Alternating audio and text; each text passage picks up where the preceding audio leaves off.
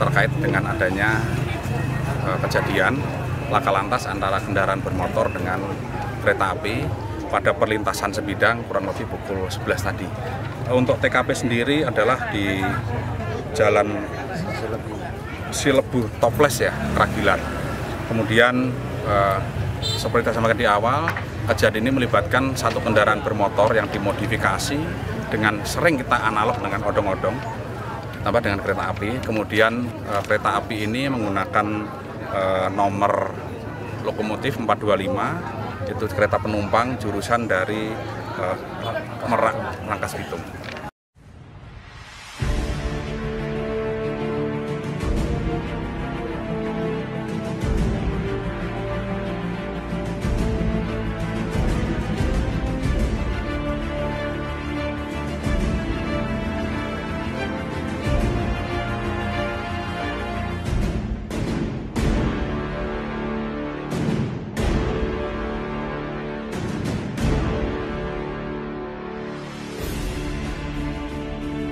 Beberapa informasi publik yang kami ingin sampaikan pada sore hari ini kepada publik adalah sebagai berikut.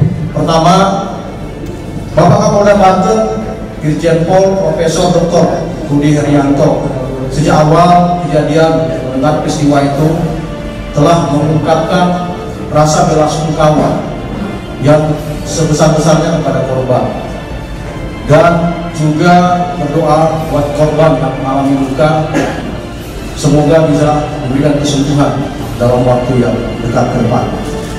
Kemudian yang kedua, sejak peristiwa terjadi kemarin, Direktorat Lalu Lintas Polda Banten bahkan telah menurunkan tim TAA atau Traffic Accident Analysis sebagai sebuah perwujudan pendekatan penyidikan yang berbasis pada scientific investigation, berguna untuk memperoleh review 3 dimensi atas peristiwa yang terjadi.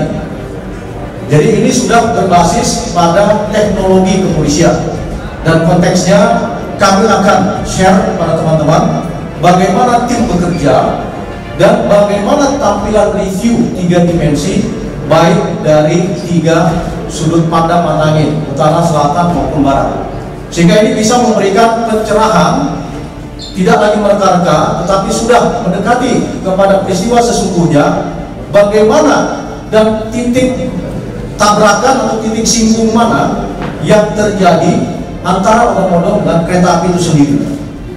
Kemudian dari aspek kemanusiaan, sekali lagi dari aspek kemanusiaan, Bapak Dirlantas Polda Banten, senior kami, Pak Budi Mulyanto, juga telah ikut bersama-sama dengan pihak Jasara Harja, yang tadi juga ikut bersama dengan kami adalah Bapak Wali Kota Serang, menyerahkan santunan kepada keluarga korban yang meninggal dunia di kantor kelurahan, dan konteksnya tadi telah diberikan secara resmi, juga akan dilanjutkan dengan pemberian santunan kepada keluarga korban yang luka-luka.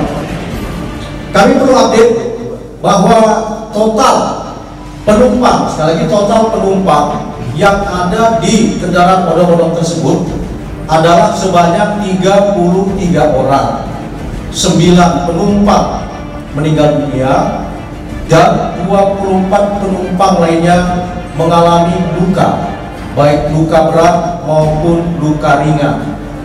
Dari 24 penumpang yang luka, update terkini 13 diantaranya, sekali lagi 13 diantaranya, alhamdulillah sudah boleh dinyatakan kembali meninggalkan rumah sakit dan kembali ke rumah, dan dijemput bola oleh teman-teman penyidik dari Satuan Lalu Lintas Polres Serang untuk bisa dimintai keterangan guna menggali fakta-fakta hukum yang bisa menjerat kepada tersangka.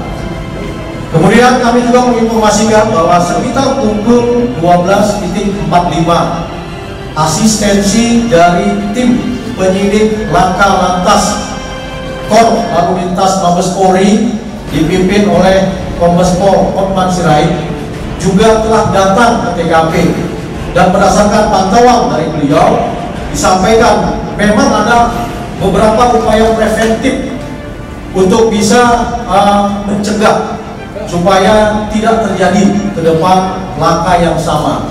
Dan satu temuan beliau juga dari hasil asistensi terkait dengan pelaksanaan TAA, dan kita tinggal bertanya dengan tersangka, ternyata terhadap kendaraan odong-odong itu telah terjadi intervensi atau modifikasi penambahan rangka kendaraan dari normalnya menjadi tambahan 1 meter, sehingga dari tim asistensi Korlantas Polri menegaskan kepada penyidik untuk tidak hanya menyebut satu subjek hukum yang dapat dipidana, yaitu supir atau pengendara, tetapi juga pihak yang memodifikasi kendaraan tersebut sehingga menjadi overdimensi. Kita mengingat bahwa overdimensi dan overload atau odol ini menjadi roadmap untuk berkeselamatan dalam berkendaraan hingga dengan tahun 2023. Maka penegakan hukum terhadap subjek hukum lainnya akan terus dilakukan oleh penyidik Satlantas Polres Serang terhadap pihak yang memodifikasi kendaraan tersebut. Kemudian kami sampaikan juga bahwa sampai dengan saat ini pemeriksaan yang sudah dilakukan oleh penyidik ada 4 saksi, terutama saksi yang berada di sekitar TKP. Jadi bukan saksi penumpang, karena baru hari ini 13 penumpang yang sudah mendapatkan perawatan di rumah sakit dinyatakan oleh dokter bisa meninggalkan rumah sakit. Nah, ini kita akan tambahkan terus dengan penambahan pemeriksaan saksi-saksi lainnya. Supir kan masih di rumah, saya mau jauh. Saya lari ke sini lah. Wah, ada nabrak ini. Saya lihat langsung ke sini. Kereta berarti dari arah sana? Salah belak, Pak, mau Rangkas. Keretanya bapak masih sempat lihat? Ya, iya, keretanya kan berhenti di sana tuh jauh. Berhenti keretanya. Iya. Jalan lagi Pak ya? Jalan lagi. Penuh, muatannya penuh. Perkiraan berapa orang? Perkiraan tuh ada 17-an, 17 orang. Yang selamat berapa, yang meninggal berapa? Yang selamat itu kurang lebih 10 lah. Hampir ya? Termasuk supir. Supir selamat? Supir selamat. Supir loncat. Orang melihat supir kemana kau? Supir langsung diamanin langsung sama warga, dievakuasi sama warga langsung. Oh, ditangkap sama warga dulu gitu? Iya, langsung dibawa ke kantor desa. Supir sempat luka-luka lecet ringan. Saya langsung evakuasi anak-anak kecil itu kan. Ada suara kencang gitu? Ada suara kencang, bentakan dari kereta itu kencang, langsung kedengar ke warga langsung. Tadi yang dia evakuasi anak itu berapa? 5 orang. 5 orang. Sekitar jam berapa itu? Sekitar jam kejadian sekitar jam 11 lewat. Jam 11 lewat. Jadi itu lebih banyak ibu-ibu atau anak-anak? Lebih banyak untuk korban ibu-ibu kayaknya, untuk korban perempuan semua. Rumah sakit. Nah, ini kita akan tambahkan terus dengan penambahan pemeriksaan saksi-saksi lainnya. Diperoleh informasi sesuai dengan identifikasi kendaraan. Sekali lagi terhadap kendaraan odong-odong ini merupakan modifikasi dari kendaraan Isuzu Panther tahun 2010 yang kalau kita lihat plat nomor terpasang nomor B1156WTX B1156WTX. Jenis kendaraan ini adalah mobil penumpang ber-STNK plat nomor kuning, sehingga seharusnya tidak dapat dimodifikasi, ya, tidak dapat dimodifikasi. Dan barang ini dibeli dengan harga 80 juta rupiah dari seseorang di Ciledug pada sekitar bulan Juni-Juli 2022. Jadi konteksnya itulah sasaran kami penyidik Satlantas Polres Serang untuk meminta pertanggungjawaban pidana kepada pihak yang memodifikasi kendaraan dasar sesuai dengan identifikasi adalah Isuzu Panther tahun 2010. Jadi tidak mati hanya kepada tersangka yang ada di depan kita saat ini. Dan fakta hukum juga dari hasil pemeriksaan dari para penyidik diperoleh fakta bahwa pada saat berkendara odong-odong ini sedang memutar musik anak-anak yang cukup keras. Nah, sehingga ada peringatan dari masyarakat sekitar yang memberi warning kepada supir untuk Pak, ada kereta, Mam, ada kereta, tapi tidak terdengar karena ada noise. Sekali lagi, karena ada noise yang berasal dari mobil itu sendiri. Kemudian fakta juga mengatakan bahwa setiap orang atau penumpang yang duduk dimintai bukan karcis tapi langsung uang senilai Rp5.000. Jadi per penumpang membayar Rp5.000 yang duduk. Bagi yang tidak duduk, baik di pangku maupun di gendong, bisa saja dikenakan Rp3.000 untuk satu kali trip perjalanan 1 jam dengan rute sekitar 20 km. Sekali lagi, dengan rute sekitar 20 km.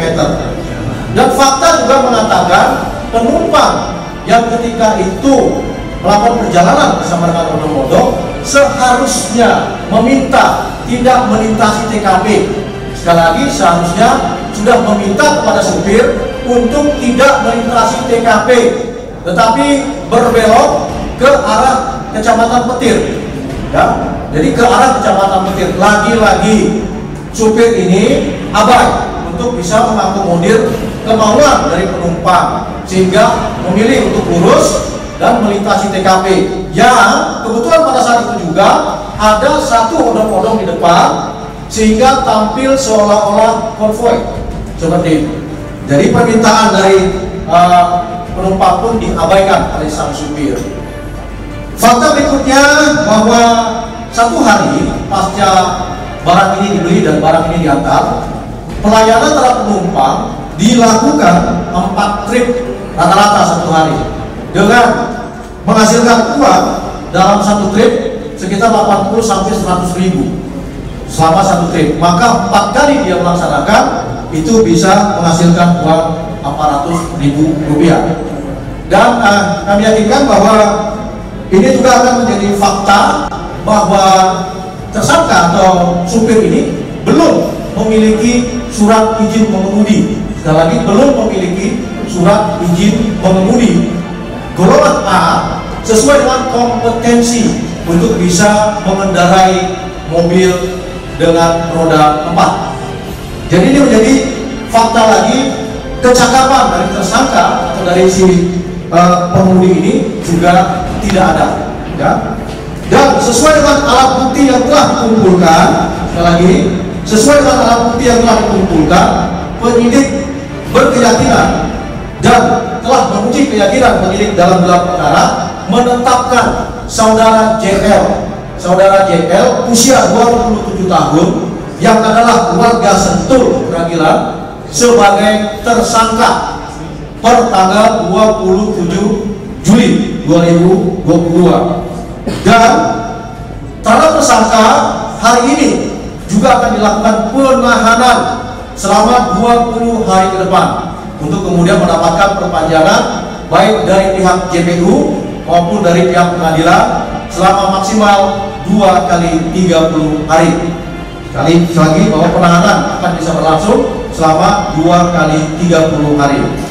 Adapun persangkaan terhadap saudara JL adalah pasal 310 ayat 2, ayat 3 dan ayat 4 Undang-Undang Nomor 22 Tahun 2009 tentang kelalaian berkendara yang mengakibatkan terjadinya kecelakaan lalu lintas hingga mengakibatkan korban mengalami luka ringan ayat 2, luka berat ayat 3, dan meninggal dunia ayat 4.